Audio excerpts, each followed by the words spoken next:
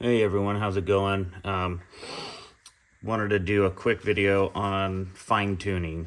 And so this is the method that I use when I'm sort of starting a new load for like a cartridge or a bullet or a powder that I don't really know much about. And so I'll give the example of a particular cartridge powder bullet combo that I was using a while ago in the 284 Winchester.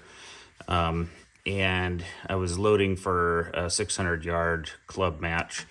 And I was using the SMK 197, and the powder was RL26.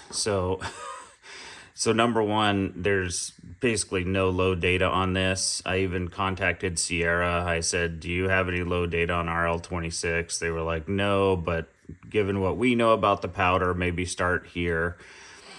So I had no data. I went onto the forums, asked for data. No one gave anything. A couple people were just kind of like, well, I've never seen RL26 used in this. And actually, a couple people were like, no, we think that some people are using it, some big F-class people, but they're not giving out their secrets on it quite yet.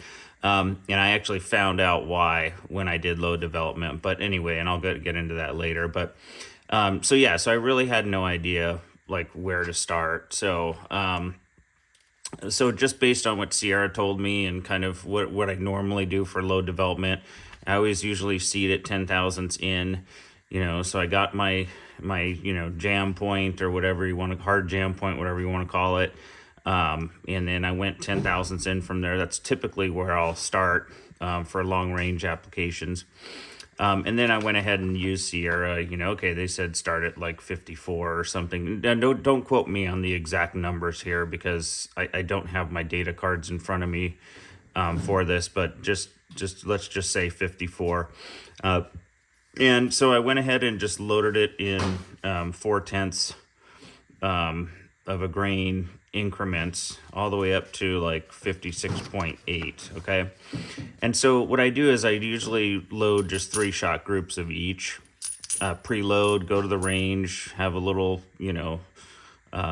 box full of, ammo, pre-done targets that already have the charge weights on them, all that. And then I just start firing my 3-shot groups and I move through the progression. So, here's an example of kind of what I saw when I was shooting there. So it was like I got, a vertical pattern, and then I'd get like a horizontal pattern, slanted vertical, the 3-leaf clover starts coming in, then the 3-leaf clover kind of closes up a little bit, then it opens up, then a slanted vertical, then an open 3-leaf clover. Okay. So, so I got like this pattern where I was like, okay, I think I can start honing in now on a powder charge. I think seeding is probably okay.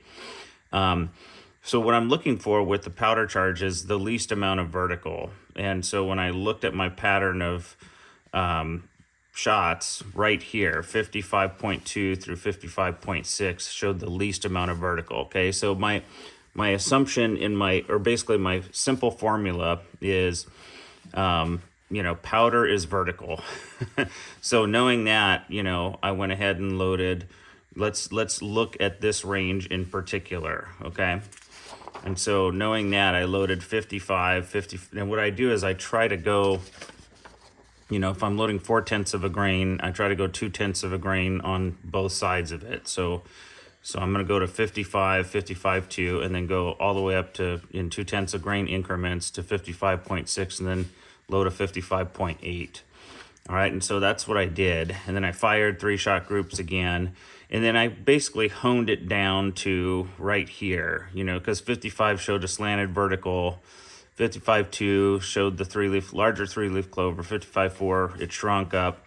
55.6, it opened up a little bit, 55.8 slanted vertical. So that tells me that these tails are out of the question. It's somewhere in here. So then I would load in 1/10 increments and then basically found that, 55.3 had the least amount of vertical. All right. And so that's how I settle on like a powder charge. Now, let's say I wanted to get some of the horizontal out of that. And what I do is I use seeding depth for that. So seeding depth, this again, the simple formula is seeding depth is horizontal. So powder charge vertical, seeding horizontal. So now what I can do is I can seed it either more into the lands or kind of back it off a little bit, okay?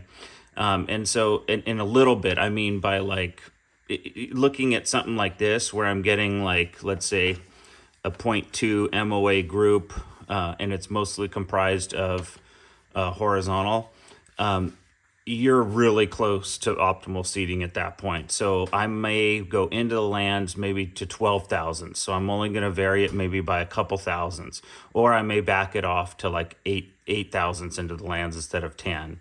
Okay, so seeding then becomes the next variable in shrinking the horizontal, and again, powder and seeding, where you go, up or down, in or out, depends on kind of where you're already at. Okay, so if let's say I'm already at the high side of pressure here, my primers are showing pressure signs, whatever.